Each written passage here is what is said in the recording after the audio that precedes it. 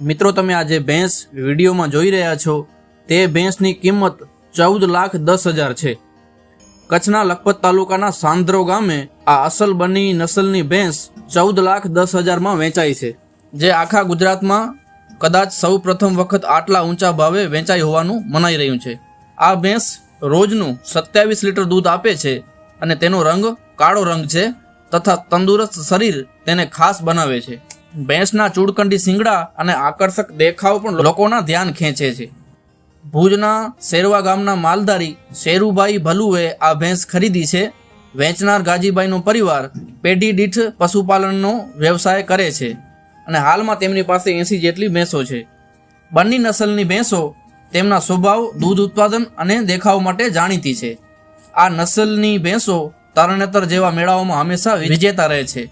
સામાન્ય રીતે કચ્છમાં 5 થી 7 લાખ સુધીના સોદા થતા હોય છે, પરંતુ કદાચ પહેલી વખત આવી મોટી મસમોટી રકમમાં સોદો થયો છે।